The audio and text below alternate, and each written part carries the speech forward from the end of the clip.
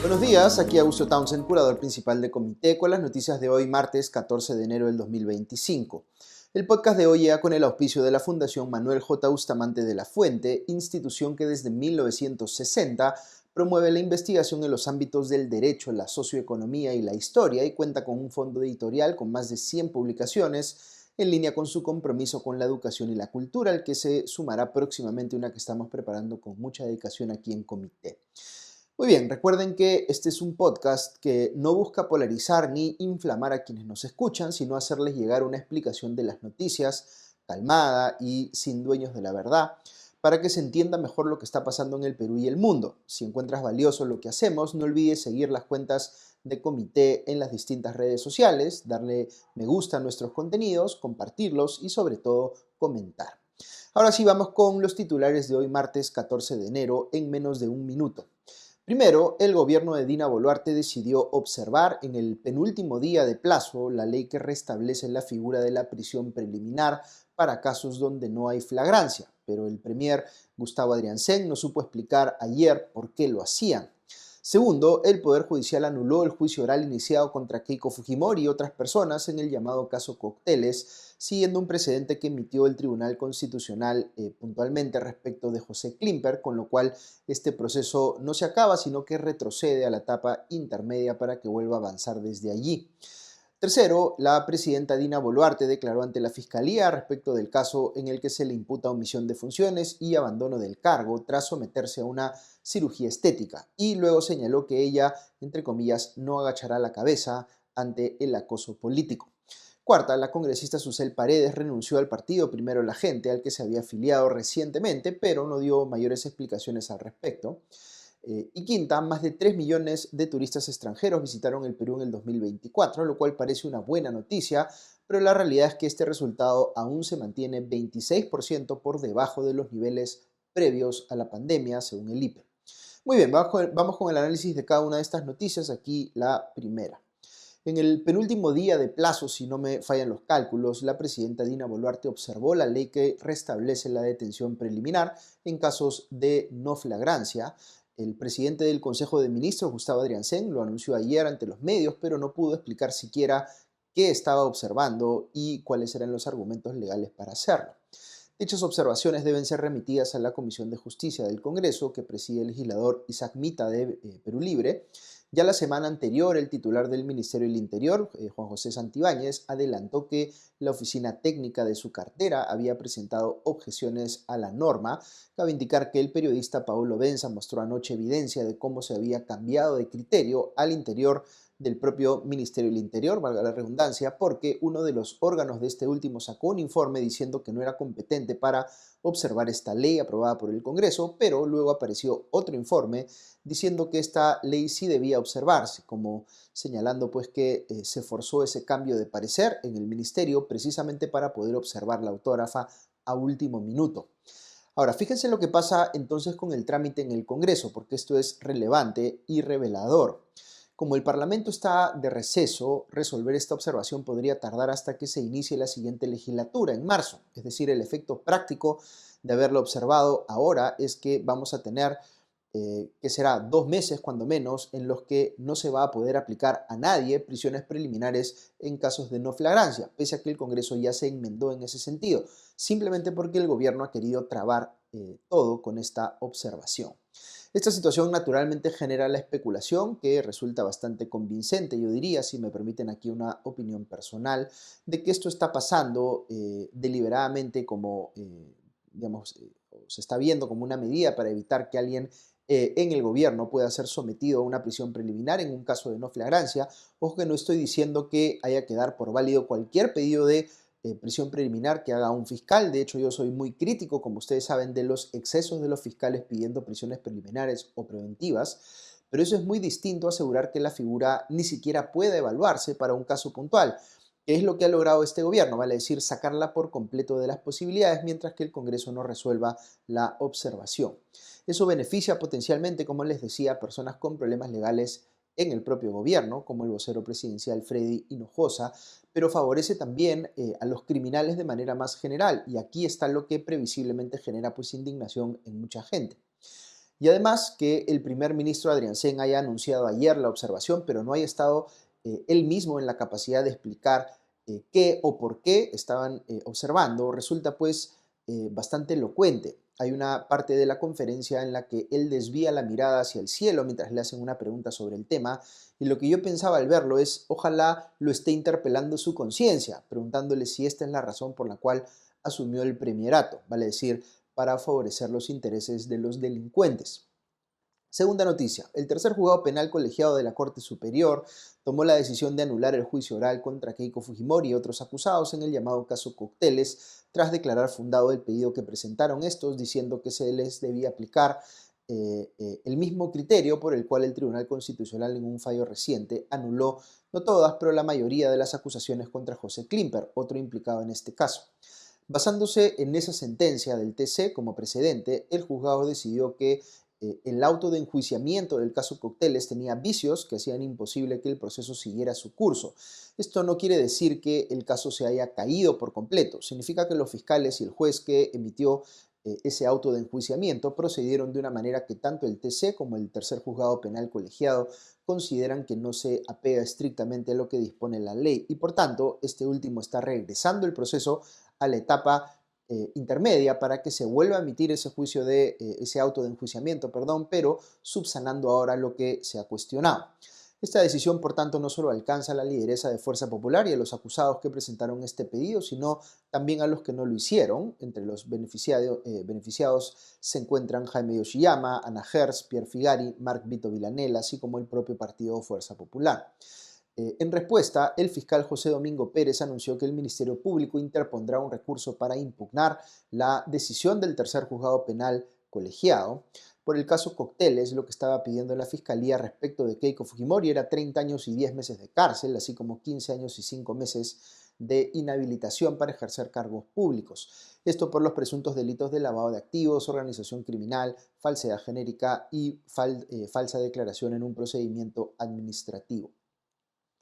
Esta decisión previsiblemente va a generar interpretaciones que, más allá de lo legal, van a reflejar lecturas políticas. Por ejemplo, los críticos de Keiko Fujimori dirán, o ya están diciendo, que todo esto ha sido una maniobra orquestada por ella misma y que pasó por nombrar gente alineada con sus intereses en el Tribunal Constitucional para que estos luego le, entre comillas, devolvieran el favor. Los críticos de la Fiscalía dirán más bien, o ya están diciendo, que esto muestra lo desprolijo que ha sido el trabajo de los fiscales Rafael Vela y José Domingo Pérez al llevar casos como este u otros que involucran a políticos, tratando de forzar la aplicación de un tipo penal que no corresponde, como el de lavado de activos. Recuerden que yo siempre les recomiendo que más allá de las lecturas políticas vayamos a los argumentos legales. Es a mi juicio bien difícil de sustentar en este u otros casos que involucran a políticos, que resulta pues aplicable el delito de lavado de activos para conseguir penas altas contra políticos que visiblemente ocultaron el origen de sus fondos de campaña en momentos en los que esto no era un delito en sí mismo, pero no necesariamente eso significa que se trate de lavado de activos. Es muy claro que se han violado aquí las regulaciones de transparencia del financiamiento electoral y eso está muy mal en sí, hay que decirlo enfáticamente, pero eso no convierte lo cometido, digamos, automáticamente en el delito de lavado de activos, ni a los partidos políticos en organizaciones criminales. Yo les he venido diciendo consistentemente en el podcast que más allá de lo que, de en qué lado se sienta uno políticamente, digamos, no encuentro sustento legal en que la Fiscalía haya decidido ir por el camino del delito de lavado de activos. Creo que fue una decisión guiada más por una cuestión de generar revuelo mediático al pedir prisiones pues altísimas para políticos, pero no fue una estrategia legal sensata para los intereses del Estado peruano y ya se empieza a ver por qué. Dicho esto, sí hay otras imputaciones que deben ser analizadas exhaustivamente, pienso yo, como las que tienen que ver con posibles casos de obstrucción a la justicia, amedrentamiento de testigos, etc. Es evidente que en el Perú y en otros países empresas como Odebrecht han utilizado el financiamiento electoral como una palanca para acercarse a los distintos gobiernos y luego favorecer, o mejor dicho, obtener favores de estos últimos. Si ese fuese el caso, el financiamiento electoral podría haber operado como una coima adelantada, pero para acreditar que efectivamente hubo delito de cohecho, es decir, que se pagó un soborno, tendría que demostrarse cuál fue el favor que el gobierno, digamos, le entregó en respuesta o en contraprestación a la empresa financista. Al ir por el camino del delito de lavado de activos, la Fiscalía buscó evitarse la molestia de tener que probar esto último, porque los casos de lavado de activos se pueden sentenciar sobre la base, o piensa la Fiscalía, sobre la base de una presunción de que quien recibió el dinero para lavarlo sabía o podía haber sabido que tenía origen ilícito. Ciertamente era el camino más fácil, pero no necesariamente el camino correcto. El camino correcto, me parece, era que la Fiscalía se enfocase en probar corrupción más que lavado de activos. Ciertamente se puede discrepar sobre esto. En mi opinión, no se puede descartar que haya habido intentos de obstruir a la justicia en este caso, pero la razón principal por la cual se empieza a caer respecto de la imputación de lavado de activos y organización criminal es por los propios errores de los fiscales, me da la impresión, salvo mejor parecer de cualquiera de ustedes. Tercera noticia, la presidenta Dina Boluarte declaró ayer ante la fiscal de la Nación, Delia Espinosa, en el marco de la investigación preliminar que se le sigue por el delito de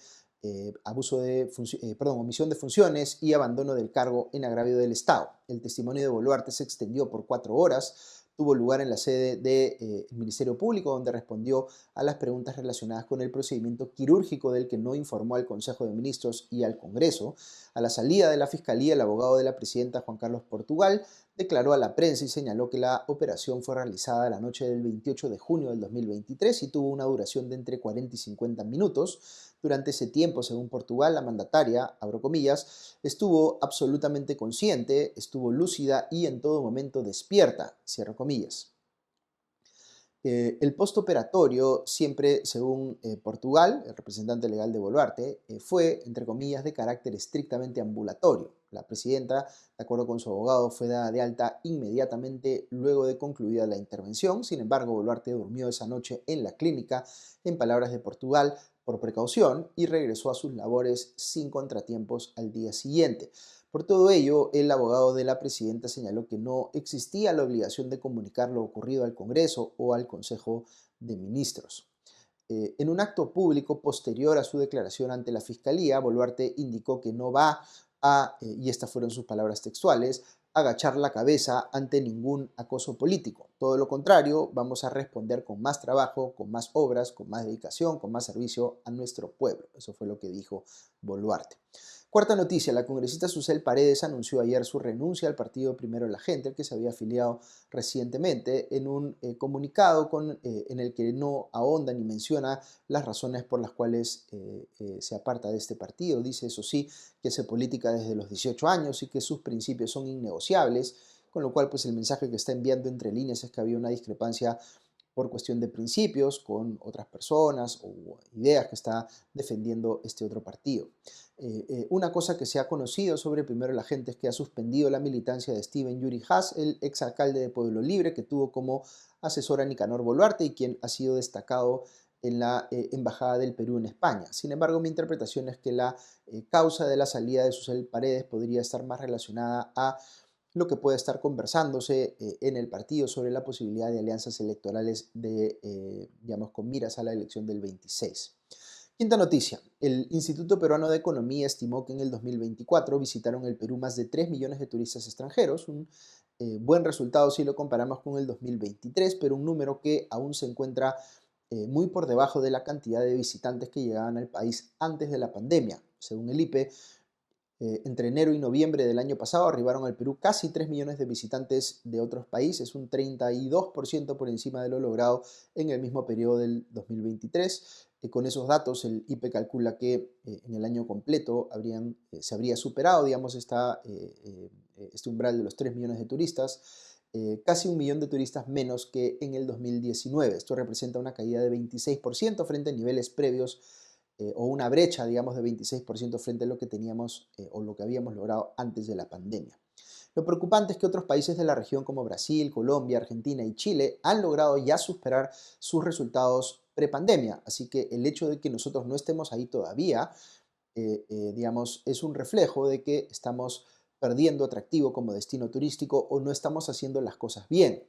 En un informe publicado por el diario El Comercio, el IPE explica que esto se debe principalmente a la aún deficiente infraestructura que tenemos para ofrecer a los turistas. Según el Índice Global de Desarrollo de Viajes y Turismo, el Perú ocupó el puesto 74 de 119 países en calidad de los servicios turísticos, detrás de Uruguay, En el puesto 29, Chile en el 33, Argentina en el 50 y cerca de Colombia en el 71 y Brasil en el 72. ¿Qué podemos esperar para el 2025? La esperanza era que el nuevo terminal del aeropuerto Jorge Chávez permita pues impulsar el turismo, pero según Juan Stossel, gerente general de Casandina y vicepresidente de la Cámara de Turismo de Cusco, ello sería insuficiente, pues recién podrían incrementarse los vuelos en el 2026 debido a que la pista actual tendría que cerrarse por mantenimiento. Hay que tener en cuenta además que el Aeropuerto Internacional de Chinchero lleva 6 años de retraso y solo se ha ejecutado el 13% de las obras principales. Es más, si miramos a nuestro principal atractivo turístico, que es Machu Picchu, veremos que en los primeros 10 meses del 2024 llegaron 70.000 visitantes menos que en similar periodo del 2019, demostrando que se requieren inversiones pues, para mejorar el acceso físico a la ciudadela y encontrar además la forma de que su sistema de venta de entradas haga más eficiente este proceso. Lograrlo es, yo diría, impostergable. Ok, hasta aquí las noticias de hoy, pero si quieren escuchar unos minutos más, tenemos un invitado especial en el espacio de la reflexión del día. Este pasado 10 de enero acabó el estado de emergencia decretado en Lima y Callao en 14 distritos. Esta medida tenía como objetivo combatir la ola de inseguridad que afectaba a la capital y al primer puerto, pero ¿cumplió acaso con ese propósito o no? Le preguntamos a Nicolás Ceballos, criminólogo y director de Asuntos Públicos del Instituto de Criminología, su opinión sobre este estado de emergencia que ha llegado a su fin, y esta fue su respuesta. Es importante mirar lo que sugieren los datos sobre el estado de emergencia. Los resultados presentados se basan en denuncias y si bien se expresa una reducción, el problema con ello es que la denuncia solo registra lo que la gente está dispuesta a contar al Estado. Si se estima que en el Perú menos del 10% de las personas denuncia, entonces tenemos una enorme brecha para registrar la situación. La denuncia es diferente en el caso de los homicidios, pues por la forma del hecho delictivo, la no denuncia es menor, ¿no? Finalmente hay un hallazgo de cuerpo muerto y eso genera ciertas reacciones. En esto la cifra aumenta, los datos que se han mostrado hablan de un incremento en los homicidios, lo que se condice con los datos de SINADEF. Es cierto que SINADEF no tiene la foto completa, pero si se ofrece una mirada a la tendencia sobre los homicidios, eso es una cuestión a preocuparse, porque el crecimiento sí es significativo, sí es mayor, ¿no? Hemos superado los 2.000 homicidios registrados en SINADEF frente a lo que ha ocurrido en otros años, ¿no? Esa tendencia sí es peligrosa. Sin embargo, sí es realmente urgente que se retome el trabajo del Comité Estadístico que estaba dedicado a contar los homicidios para saber en qué estado nos encontramos. Esa cifra no se publica hace ya un par de años. Ese equipo era liderado por el INEI y tenía una labor muy activa de la policía, de la fiscalía también en esos procesos. Entonces, lo primero y más urgente es sincerar las cifras y tener claro cuáles son los indicadores a medir, qué es lo que se quiere conseguir. Lo urgente hoy día son las extorsiones y los homicidios asociados a esos delitos. Y eso significa atacar a las organizaciones criminales y las bandas dedicadas a esos temas. Pero el horizonte debe ser bien claro en los objetivos a lograr y solo se puede conseguir teniendo datos claros para medir el impacto de las acciones. Muchas gracias, Nicolás, por acompañarnos esta mañana con tu opinión. Con esto llegamos al final del podcast de hoy. Gracias también a nuestros auspiciadores, a la Fundación Manuel J. Bustamante de la Fuente y a nuestros suscriptores que nos permiten seguir haciendo esto que nos gusta e ir amplificando nuestro impacto. Que tengan todos un gran día. Ya nos escuchamos el día de mañana. Adiós.